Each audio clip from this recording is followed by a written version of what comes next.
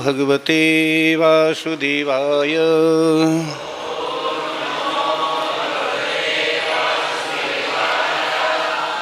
ओम नमो भगवते वासुदेवाय।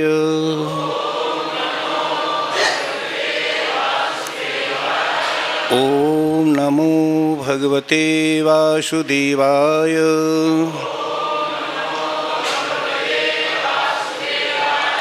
नारायणं नमस्कृत्य नरं चैव नरोत्तमं देवीं सरस्वतीं व्यासं ततो जयमुदीरयेत्। नष्टप्रायेषु भद्रेषु नित्यं भागवत सेवया भगवती उत्तम श्लोके भक्तिर्भवति नैष्टिकी।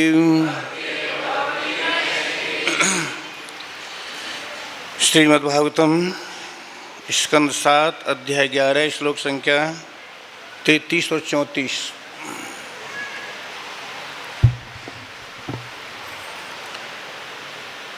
उपमानं मोहक्षेत्रं स्वयं निर्वीयतामियत् न कल्पते पुनः सुत्यै उक्तं बीजं च नश्यति। एवं कामाशयं चित्तं कामानामतिसेवया विरज्येत यथा राजन् अग्निवत् कामबिन्दुभिः। उपमानं मोहक्षेत्रं स्वयं निर्वीयतामियात् न कल्पते पुनः सूत्यै उक्तं बीजं च नश्यति। एवं कामाशयं चित्तं कामानाम् अतिसेवया विरज्येत यथा राजन् अग्निवत् कामबिन्दुभिः। उपमानं मोहक्षेत्रं स्वयं निर्वीयतामियात् न कल्पते पुनः सूत्यै उक्तं बीजं च नश्यति। एवं कामाशयं चित्तं कामानामतिसेवया विरज्येत यथा राजन् अग्निवत् कामबिन्दुभिः। उपमानं इस प्रकार जोतने से मोह पुनः पुनः क्षेत्रम खेत स्वयं अपने आप निर्वीयतां बंजर यात हो जाता है। न कल्पते उपयुक्त नहीं है पुनः फिर सूत्यै अगली फसल उगाने के लिए उक्तम बोया गया बीजम बीज च तथा नश्यति नष्ट हो जाता है। एवं इस प्रकार काम आशयम कामेच्छाओं से पूर्ण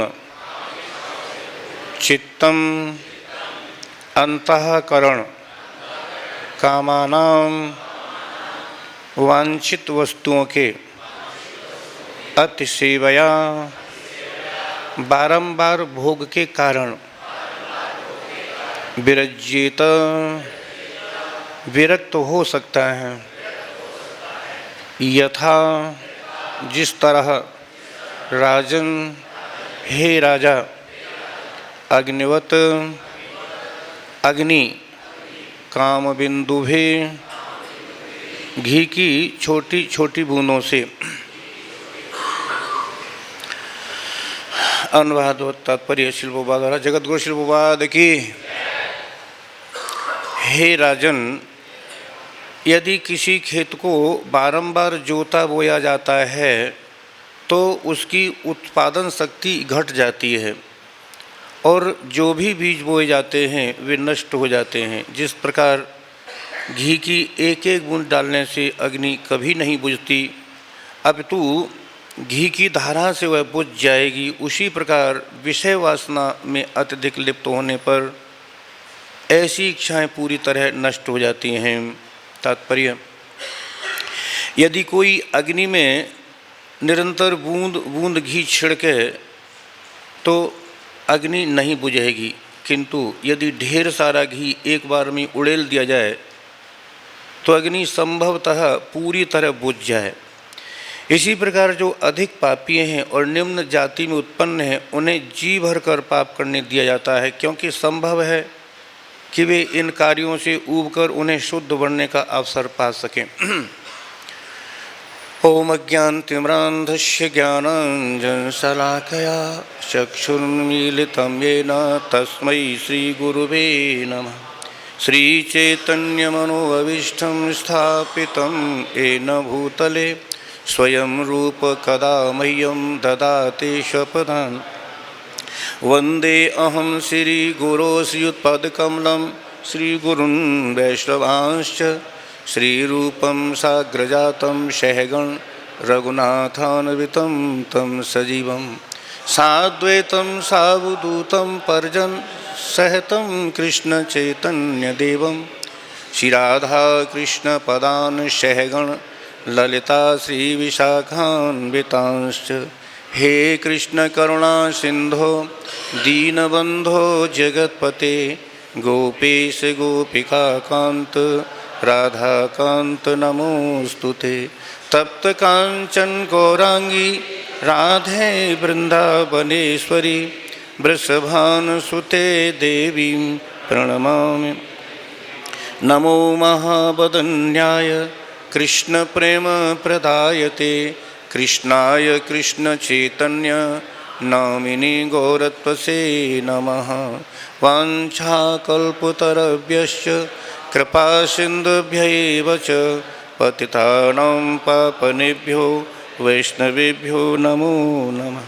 जय श्री कृष्ण चैतन्य प्रभु नित्यानंद श्री अद्वैत गदाधर श्रीवासादि गौर भक्तवृंद। हरे कृष्णा कृष्णा कृष्णा हरे हरे, हरे राम राम राम हरे हरे। श्री राधा रानी की। ये राधा रानी की माला रखी है पर कुछ भक्त इशारा करें तुम डाल दो तुम डाल दो तुम डाल दो, पर किसी की हिम्मत नहीं पड़े, हम अपने आप डालें कोई बात। राधा रानी की। भाई ब्रजवासी ऐसे होते हैं ना, कभी आप देखो बांके बिहारी मंदिर जाएंगे ब्रजवासी, माला लेके जाएंगे और के जय हो बांके बिहारी की, जब अपने गले में डालेंगे वो। तो वही भैया राधा रानी की इतनी बढ़िया माला ऐसी रखी है, क्यों रखी रहेगी? गले में डालेंगे अपने में, मत कोई डालो। ये वैष्णवता होती है भाई। है? वो इसको इशारा कर रहा, वो उसको इशारा को इसको कर रहा, तेरा कर्तव्य है ना, तो क्लास को देखने वाला व्यक्ति है भाई। चलो मैं कोई बात नहीं, और भी कोई भक्त होगा, क्या क्या क्या होता उसका? बोला हरे कृष्णा कृष्ण कृष्ण हरे हरे, हरे राम राम राम हरे।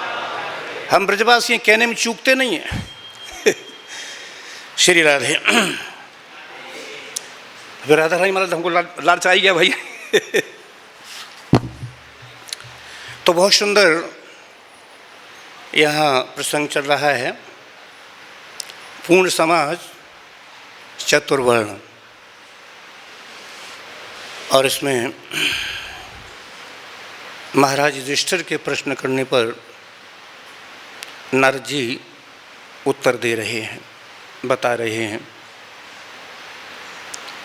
कि पूर्ण समाज चतुर्वर्ण क्या है, जो वर्ण आश्रम के नियमों के पालन करने से मानव जीवन में कैसे पूर्णता आती है, वो नारद जी बता रहे हैं।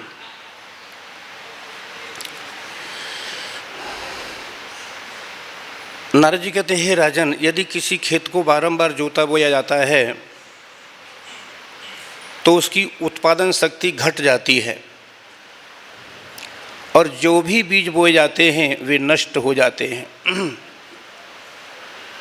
जिस प्रकार घी की एक बूंद डालने से अग्नि कभी नहीं बुझती, अपितु घी की धारा से वह बुझ जाएगी, उसी प्रकार विषय वासना में अत्यधिक लिप्त होने पर ऐसी इच्छाएं पूरी तरह नष्ट हो जाती हैं।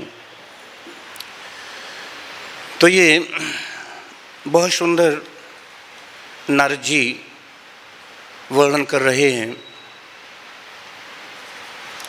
क्योंकि इससे पहले श्लोक में बताया है कि यदि कोई अपनी प्रकृतिजन्य भौतिक स्थिति के अनुसार, जो प्रकृतिजन्य उसकी भौतिक स्थिति है उसके अनुसार अपना वृत्तिपरक कार्य करता है तथा धीरे धीरे इन कार्यों को छोड़ देता है तो उसे निष्काम अवस्था प्राप्त हो जाती है। नारद जी का कहने का मतलब है कि अपने अपने वर्ण और आश्रम के धर्म का पालन करते करते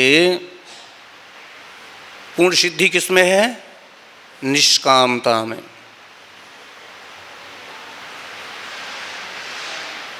जब तक निष्कामता नहीं आएगी तब तक हमारी भक्ति फलीभूत नहीं होगी। अन्याभिलाषता शून्यम, जब तक अन्य अभिलाषाओं से शून्य नहीं होंगे तब तक हमारी भक्ति पूर्ण नहीं होगी। भक्ति में रहेंगे, बाकी सारे जो भी है नियम करते रहेंगे, लेकिन निष्कामता जब तक नहीं आएगी तब तक हमारी भक्ति पूर्ण नहीं है। क्यों? क्योंकि श्रील प्रभुपाद जी ने कहा है, जब तक विरक्ति नहीं आएगी, मतलब संसार से जब तक विरक्ति नहीं आएगी तब तक कृष्ण के प्रति आसक्ति नहीं आएगी। तो ये सारे जो वर्ण हैं, आश्रम हैं, इनका पालन नियम है, सभी का उद्देश्य एकमात्र एक है, कृष्ण को प्रसन्न करना। सवै पुंसाम परो धर्मो यतो भक्ति अधोक्षजे। फिर क्या है? अहेतुक्या अप्रत्यहता ये आत्मा सुप्रसीदति। यानी कोई भी वर्ण हो, कोई भी आश्रम हो, कोई भी क्यों, सवै पुंसाम, सभी आ गए इसमें, सवै पुंसाम परो धर्मो, सभी का परम धर्म है। कौन सा परम धर्म? जिससे भगवान श्री कृष्ण प्रसन्न हो। संसिद्धिम हरितोषणम, हमारे कार्य से भगवान प्रसन्न हो, वही सभी धर्मों का, सभी वर्णों का, सभी मनुष्यों का परम धर्म है। तो नारद जी ने इसमें पहले चारों वर्णों का कर्तव्य बताया है। ब्राह्मण का धर्म क्या है, कर्तव्य क्या है? इंद्रिय संयम। ब्राह्मण को पूरी तरह से इंद्रियों को संयमन करना चाहिए, ये ब्राह्मण के लक्षण हैं। तो आप सब देख सकते हैं कि हम ब्राह्मण हैं, ब्राह्मण दीक्षा ली हुई है हमने, तो हमारी इंद्रियां कितनी संयमित हैं, स्वयं अपनी हमें परीक्षा करनी चाहिए, क्योंकि ब्राह्मण के लक्षण हैं इंद्रिय संयम। और क्षत्रिय का लक्षण क्या है? शक्ति और यश। यानी क्षत्रिय खूब शक्तिशाली हो, बलशाली हो और यशस्वी हो, ये क्षत्रिय के लक्षण हैं, नारद जी कह रहे हैं। और वैश्य के लक्षण क्या हैं? ब्राह्मण तथा क्षत्रियों की सेवा करना ये वैश्य का धर्म है। और शूद्र का धर्म, और शूद्र का धर्म है इन तीनों जो उच्च श्रेणी उच्च वर्ण है शूद्र से, उन तीनों की सेवा करना ये शूद्र का धर्म है। और बीच में ही नारद जी ने स्त्री धर्म भी बता दिया। बीच में ही वर्णों के बीच में ही नारद जी ने स्त्री धर्म बता दी। स्त्री धर्म क्या है? बोले स्त्री का धर्म है श्रद्धावान और पतिव्रता। ये स्त्री का धर्म है, पतिव्रता श्रद्धावान। क्योंकि भागवत में स्वयं भगवान ने कहा, भर्तु हो सुशूषणम स्त्रीणाम परो धर्मो हिमाया तदबंधूनाम च कल्याणी प्रजानाम चानुपोषणम दुशीलो दुर्भगो वृद्धो जड़ो रोगी अधनोपिवा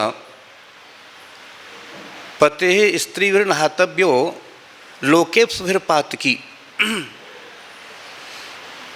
नारद जी ने वर्णों, ये चार वर्णों का धर्म बता करके फिर स्त्री धर्म बताया। बोले स्त्री का परम धर्म भर्तु सुशूषणम स्त्रीणाम परो धर्मो, स्त्री का सबसे परम धर्म है, सबसे परम धर्म भर्तु सुशूषणम, अपने पति की सेवा करना। तदबंधु नाम च कल्याणी, और निष्कपट भाव से जो तदबंधु नाम, जो पति के संबंधी हैं, पिता भाई माँ इत्यादि, यानी देवर जेठ सासू इत्यादि, तो निष्कपट भाव से उनकी सेवा करना। और प्रजानाम चानुपोषणम, और उनका क्या धर्म है? जो बच्चे हैं उनका पालन पोषण करना, उनका पालन पोषण करना ये स्त्री का धर्म है। और आगे कहते हैं दुशीलो दुर्भगो वृद्धो जड़ो रोगी अधनोपिवा, यानी स्त्री का पति चाहे कैसा ही हो, उसके प्रारब्ध के अनुसार उसे जैसा भी पति मिला हो उसी में संतुष्ट रहे, चाहे वो दुशील यानी बुरे स्वभाव का हो, दुर्भग हो, चाहे वो भाग्यहीन ही क्यों न हो, दुर्भग हो, जड़ो, चाहे बिल्कुल मूर्ख ही क्यों न हो, या फिर हमेशा बीमार ही क्यों न रहता हो, अधनोपिवा, या फिर बिल्कुल निर्धन गरीब ही क्यों न हो, चाहे जैसा पति हो, स्त्री का सबसे परम धर्म है भर्तुः सुशूषणम, अपने पति की सेवा करें। पर इसमें एक शर्त रख दी, पति ही स्त्री बिना हातव्य न लोके सूर्य पातकी। यदि पति पातकी नहीं है, वैश्यागामी नहीं है, तो स्त्री का धर्म है अपने पति की सेवा, जो ऊपर बताई इसी तरह से अपने पति की सेवा करे। यदि वो पातकी नहीं है, वैश्यागामी नहीं है, तो ये सारे धर्म नारद जी ने बताए। सभी धर्मों के गुणों का वर्णन किया और फिर बाद में संस्तुति की उन्होंने कि मनुष्य को अपनी जाति या पूर्वजों के व्यवसाय का पालन करना चाहिए। जो उसकी जाति है उसका क्या व्यवसाय है, ब्राह्मण की जाति क्या व्यवसाय है, क्षत्रिय की जाति का व्यवसाय क्या है, मानी अपनी जाति और व्यवसाय का पालन करना चाहिए। क्या जाति है, क्या व्यवसाय है, और सहसा अपने अभ्यस्त व्यवसाय को नहीं त्याग सकता। जिस व्यक्ति का जो व्यवसाय है तुरंत एकदम नहीं त्याग सकता। तो नारद जी कहते हैं कि धीरे धीरे वो व्यक्ति जागृत हो और धीरे धीरे उस व्यवसाय को छोड़ सकता है। कहो, जब वो निष्कामता को प्राप्त करना चाहता है, तब निष्कामता को प्राप्त करना चाहता है तो धीरे धीरे सभी अपने अपने व्यवसाय को छोड़कर, यानी सभी धर्मान परित्यज्य माम एकम शरणम ब्रज। भगवान कहते हैं सभी धर्मों का परित्याग करके एकमात्र मेरी शरण में आ जाओगे तो अहम त्वं सर्व पापेभ्यो मोक्षयिष्यामि महाशुचः, फिर मैं तुम्हें सभी पापों से मुक्त कर दूंगा। ये नहीं रहेगा कि हमारे धर्म, हमारा तो ये वर्ण था और हमारा ये धर्म था, वो हम धर्म का पालन नहीं कर रहे, या हमारा यानी क्षत्रिय अपने धर्म का पालन, जो भी मतलब वर्ण का है, अपने धर्म का पालन नहीं कर रहे, हमें पाप लगेगा। भगवान कहते नहीं, सर्व पापेभ्यो मोक्षयिष्यामि। यदि तुम एकमात्र मेरी शरण में आओगे, है ना, शर्त क्या रखती, माम एकम, एकमात्र मेरी शरण में आओगे तो। ऐसा नहीं कि परिवार की शरण में भी हैं, पत्नी की शरण में है और सबकी शरण में, या देवी देवता तो नहीं। भगवान का माम एकम, एकमात्र मेरे शरणागत हो जाओगे, एक बात मेरे हो जाओगे तो सभी धर्मों के पापों से फिर मुक्त कर दूंगा। महासुच है, इसमें फिर कोई संशय वाली बात है ही नहीं कि हमारा धर्म ये था और हम इस तरह से सब कुछ छोड़े भगवान की भक्ति में आ गए तो कैसे। भगवान कहते नहीं, कोई संशय वाली बात नहीं। महासुच। और कहो, जब पूरी तरह से हम अपने मन को भगवान के लिए दे दें, क्योंकि भगवान तो मांग रहे हैं, लाओ दे दो हमको। भगवान स्वयं आ क्या, मय्येव मन आधस्तु। भगवान भगवद गीता के 12वें अध्याय के 8वें श्लोक में कहते हैं, मय्येव मन आधस्तु मयि बुद्धिम निवेशय निवेश्यसि मय्येव अत ऊर्ध्वं न संशय। भगवान कहते हैं अपना मन मुझे दे दो। भगवान मांग रहे हैं अपना मन मुझे दे दो, यानी अपने मन को मुझ में स्थिर कर दो। तो मयि बुद्धिम निवेशय, सारी बुद्धि अपनी मुझ में लगाओ। केवल दो बातें करने से क्या होगा, निवेश्यसि मय्येव। भगवान कहते फिर ऐसा करोगे, केवल दो बातें करने से ही आप मुझ में ही निवास करोगे, निवेश्यसि मय्येव। और गारंटी भी ले, अत ऊर्ध्वं न संशय, गारंटी भी ले ली, इसमें बिल्कुल संशय है ही नहीं, निसंदेह तुम मुझ में ही वास करोगे। तो सबसे पहला खेल जो है साधक का प्रगति के लिए, वो मन का ही खेल है, मन का खेल है। और भगवान से मन को मांग रहे हैं, मन मुझे दे दो, बस फिर निश्चिंत हो जाओ। फिर देखेंगे ये मन इतना जो बदमाश है ना, ये भागता रहता है, मैं देखूंगा इसे, फिर बस मुझे दे दो, फिर मैं फिर देखूंगा इसको, फिर सारी जिम्मेदारी मेरी है। अनन्या चिंतयन्तो माम ये जना परिपास्ते नित्याव्यक्त। फिर क्या है,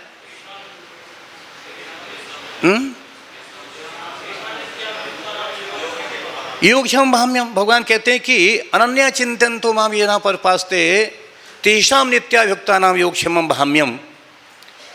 जो व्यक्ति अनन्य भाव से, अनन्य मतलब और अन्य कोई नहीं, अनन्य भाव से जो मेरी उपासना करता है और किसी की उपासना नहीं, तो भगवान गारंटी ले रहे हैं, योगक्षेमं भाम्यम तेषाम, उन लोगों का, किन का, जो अनन्य भाव से, पूरी तरह से अनन्य भाव से जो मुझ पर अर्पित हैं, मेरी भक्ति सेवा करते हैं, तो उनका योगक्षेम मैं वहन करता हूँ। देख उनका मन कहाँ जाएगा फिर। तो मन हम भगवान को दे दें, जैसे गोपियों ने भगवान को मन दे दिया पूरा ही।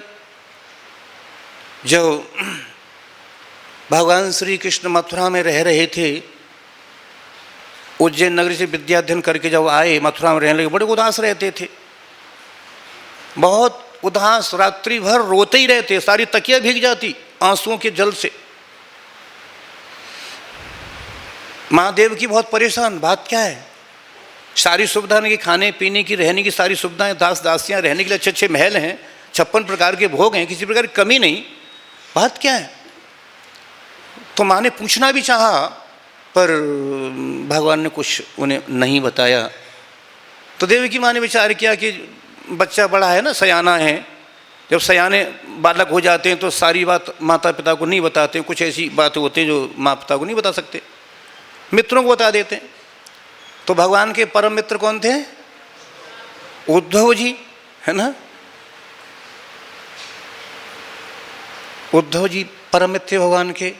वृषणाम प्रवर मंत्री कृष्णस्य दयितः सखा, दैतः मतलब बहुत प्रिय, सबसे प्रिय सखा कौन थे? उद्धव जी थे। कृष्ण से दैतः सखा, तो सबसे प्रिय भगवान के प्रिय सखा थे उद्धव से। उद्धव से कहा माँ देवकी ने कि देखो उद्धव, तुम पूछो, तुम्हारे मित्र हैं, क्या बात है, क्यों रोता रहता है, इतना चिंतित क्यों रहता है?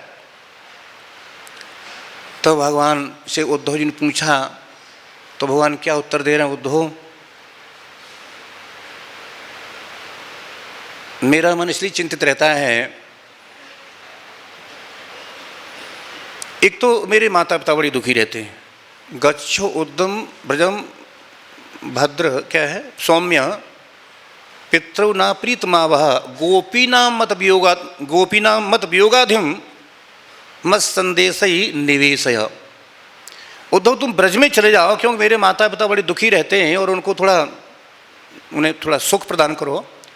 और फिर गोपीनाम मद वियोगाधिम, गोपियाँ तो मेरे वियोग से इतनी संतप्त, इतनी दुखी रहती हैं, तो मत संदेश ही निवेश है, मेरा संदेश सुना करके उनके इस विरह से उन्हें मुक्त करो। क्यों? बोले ता मन मना, ऐसा कुछ, उनका मन, गोपियों का मन और उनकी आत्मा, बड़ा सुंदर भगवान ने कहा है, इसमें बहुत सुंदर श्लोक है, ता मन मनस्का मत प्राणा, ता मन मनस्का मत प्राण मदर्थे त्यक्त देह का मामेव दैतम पृष्ठम आत्मानम मनसा गतः। भगवान कहते उनका मन हमेशा मेरे ही पास रहता है ना। गोपियों ने अपना मन किसको दे दिया था?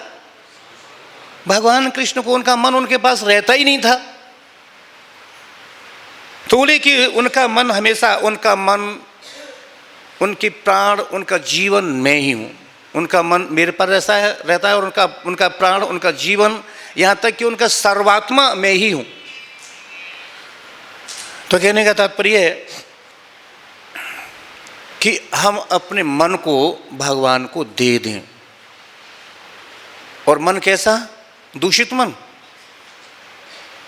शुद्ध मन। शुद्ध मन कैसे होगा?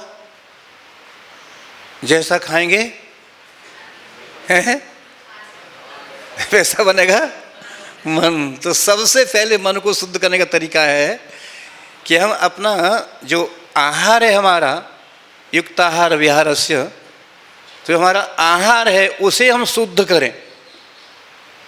अब जैसे उदाहरणतः बड़ा सुंदर श्लोक है वो, हेमंते प्रथमे मास नंद ब्रज कुमारिका शेरु भविष्यम भुंजानाम कात्यायनी अर्चन व्रतम।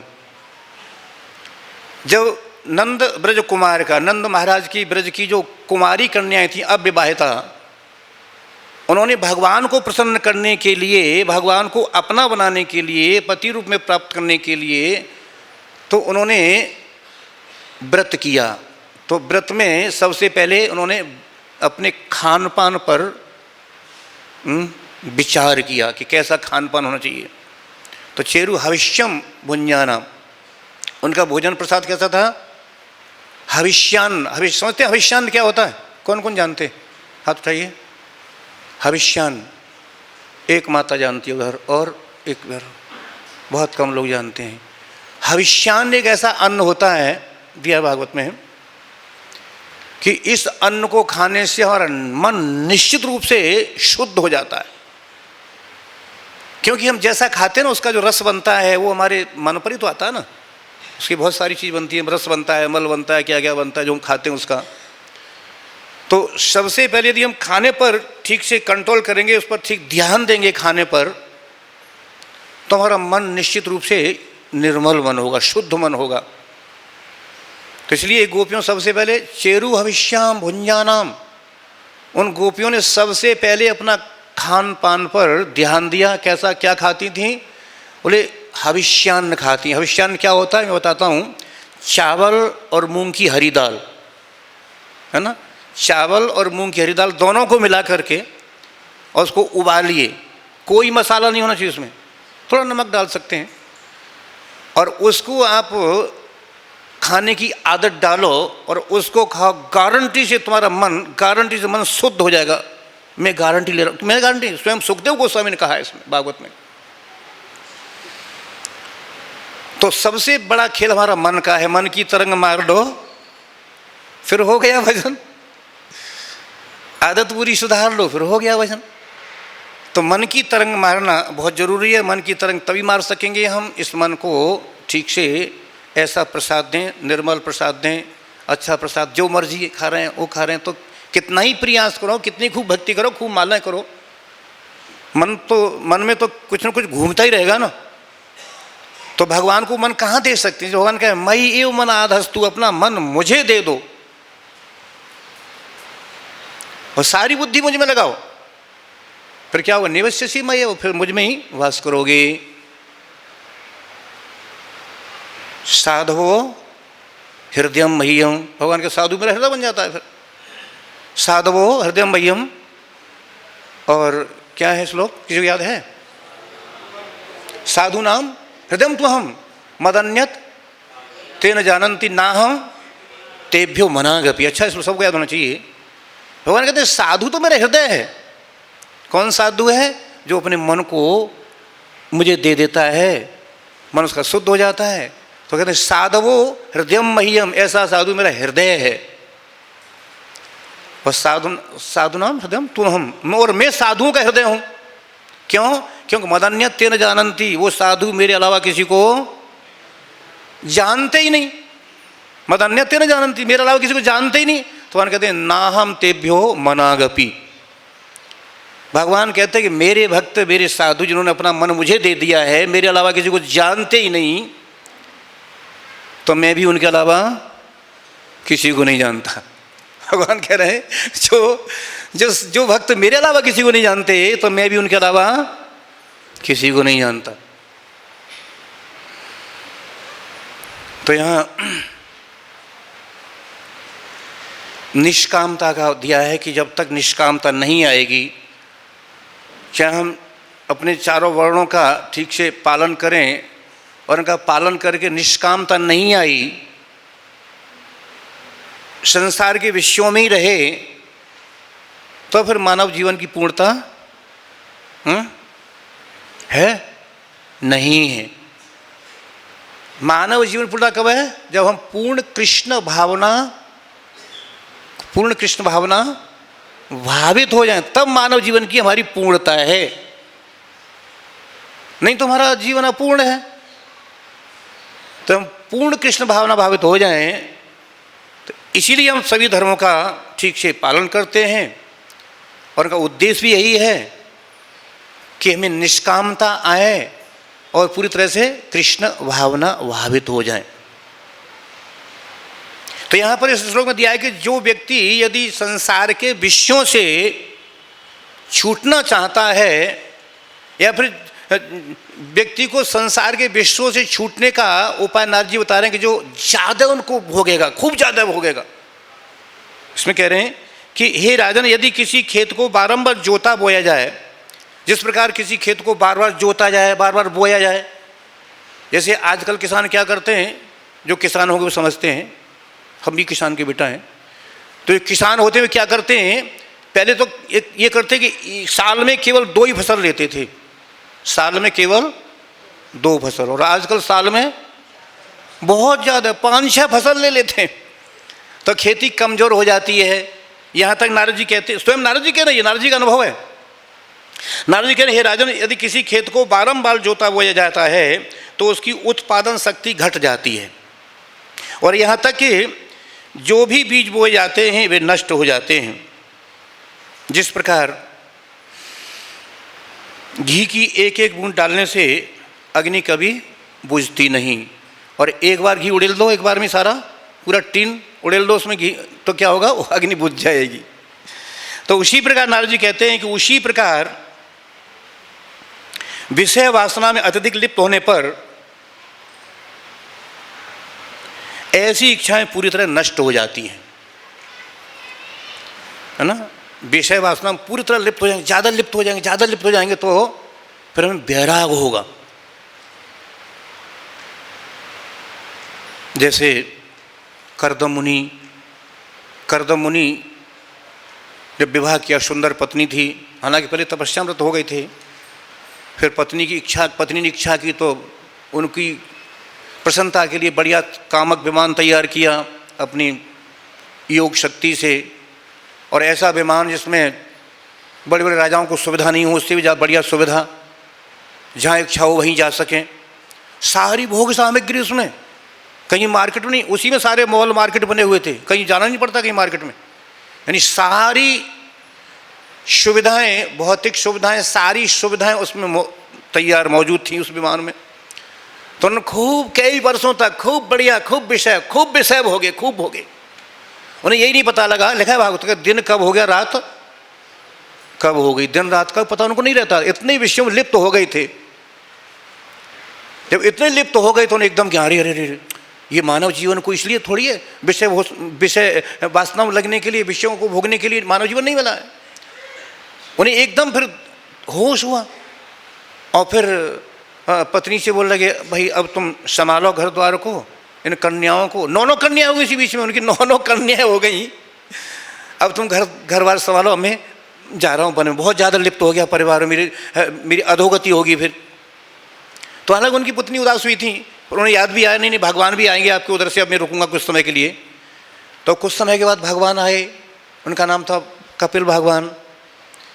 तो कपिल भगवान घर में आ गए, फिर भी उनको प्रणाम कर क्या बोले, बस अब मेरी ऐसी इच्छा है, मैं घर में रह करके बहुत सारी विषयों वासना फंसा हुआ हूँ, तो अब मेरी ऐसी इच्छा है, अब मैं वन में जा करके आपका भजन करूँ। तो ठीक है, ओके। भगवान बोले, गच्छ कामम मया तुष्टो मय संन्यस्त कर्मणा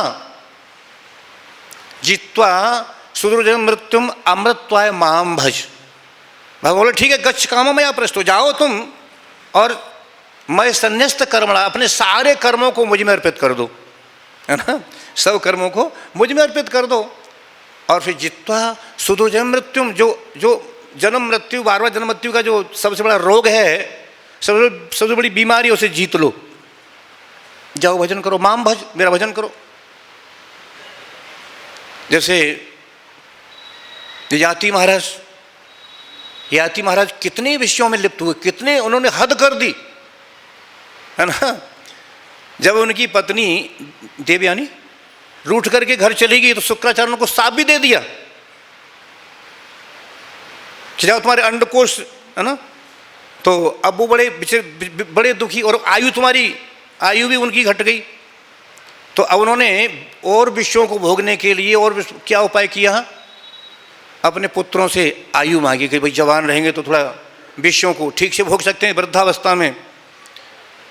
तो अपने पुत्रों से आयु मांगी विषयों को भोगने के लिए।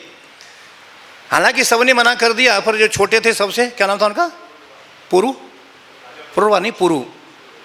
तो पुरु ने उनको दे दी। तो पुत्र की आयु लेकर के तब खूब विषय भोगे उन्हें। जब खूब विषय भोगे तब उन्हें एकदम बैराग हुआ, अरे अरे मैंने तो हद कर दिया। अब वो अपनी पत्नी को बिठाकर प्रवचन सुनाने लगे बकरा बकरी का। एक बकरा था और ऐसा प्रवचन आपने लोग भागवत में पढ़ा होगा आपने। तो उनको बैराग हुआ फिर। तो कहने का तात्पर्य है, या नारद जी कहते हैं कि जिस प्रकार खेती को बार बार जोतने से, बोने से उसकी जो उत्पादन शक्ति है वो कम हो जाती है, और अग्नि में बूंद बूंद घी डालने से अग्नि और प्रज्वलित होती है, कम नहीं होती और प्रज्वलित होती है, परंतु जब एक साथ उसे उड़ेल दिया जाए तो वो बुझ जाती है। उसी प्रकार जो व्यक्ति विषयों की भोगने की हद कर देता है ना, ज़्यादा ही अत भोगता है, तो उसे एकदम बैराग्य हो जाता है, और अच्छा वैराग्य होता है। तो नारद जी यही उपदेश दे रहे हैं कि मनुष्य के लिए किसी न किसी तरह से वैराग्य होना चाहिए। जब तक हमें संसार से वैराग्य नहीं होगा तब तक भगवान से अनुराग नहीं होगा। तो ये सारा खेल मन का ही है। और जब मन भगवान में लग जाता है तो संसार की सारी इच्छाएं फिर अपने आप नष्ट हो जाती हैं। जैसे भगवान ने गोपियों से कहा है, न मया वेश ध्याम, ऐसा कुछ श्लोक है, न मया वेश ध्याम, लिखा है कि नहीं, चीज़ों को याद है? हाँ, न मया वेश ध्याम कामः, न मय आवेश ध्याम कामः कामाय कल्पते, वर्जितः क्वचिताधाना प्रायो बीजाय नेष्यते। ये भगवान ने गोपियों से कहा है। जब गोपियाँ व्रत कर रही थीं और निर्वस्त्र यमुना में स्नान कर रही थी, भगवान के कपड़े उतार के ले गए थे, तो भगवान ने शिक्षा भी दी थी और उनसे कहा भी था कि देखो देवियों, जिसका मन या जिस व्यक्ति ने अपना मन मुझे दे दिया है, जिसका मन मुझ में लग गया है, तो उसकी इच्छाएं इंद्रिय तृप्ति की ओर नहीं जाती। नहीं तो इच्छाएं बड़ी बलवती हैं, अपने अपने विषयों को भोगती रहती, दौड़ती रहती हैं। लेकिन भगवान कहते हैं, न मयावेश ध्याम कामः कामाय कल्पते, वर्जितः क्वचिताधाना प्रायो बीजाय नेष्यते। भगवान कहते हैं कि जिस व्यक्ति ने अपना मन मुझे दे दिया है, फिर उसकी इच्छाएं इंद्रिय तृप्ति की ओर नहीं जाती। कब नहीं जाती? जब अपना मन हम भगवान को दे देते हैं। बोले जिस तरह से भुजे हुए चने को या भुजे हुए धान को या भुजे हुए अन्न को आप खेती में बोएं, भुने हुए अन्न को, चना को, और उसमें कितना ही पानी लगाओ, कितना ही खाद लगाओ, खूब उसकी देख रेख करो, उसमें अंकुर निकलेगा? नहीं निकलेगा। तो बोले कि जिस प्रकार, यानी जो व्यक्ति अपने मन को मुझे अर्पित कर देता है, तो उसकी इच्छाएं फिर इच्छाएं इंद्रिय तृप्ति की ओर नहीं जाती। जैसे भुने हुए चने में बीज अंकुरित नहीं होता, उसी प्रकार उसमें फिर काम की इच्छाएं अंकुरित नहीं होती। कब नहीं होती? जब अपने मन को हम भगवान को अर्पित कर दें। इसे सभी साधु संतों ने, सभी ने भगवान से प्रार्थना की, हे प्रभु मेरे मन को अपने चरणों में लगा लो प्रभु, ये मन बहुत चंचल है। तो अपने मन को भगवान को सौंपते हैं, भगवान को देने का प्रयास करते हैं। पूरी तरह से अपने मन को भगवान को दे देंगे तो निश्चित रूप से हम सभी तरह से सफल हो जाएंगे और इच्छाओं से अन्याभिलाषता शून्य हो जाएंगे। तो अन्याभिलाषता शून्य हो जाएंगे तो बस केवल कृष्ण ही हमारे मन में रहेंगे। तो फिर हम कृष्ण के हृदय में वास करेंगे, कृष्ण हमारे हृदय में वास करेंगे, है ना। भगवान ने स्वयं वचन दिया है। और हम कृष्ण के अलावा किसी को नहीं जानेंगे तो कृष्ण भी हमारे अलावा किसी को नहीं जानेंगे।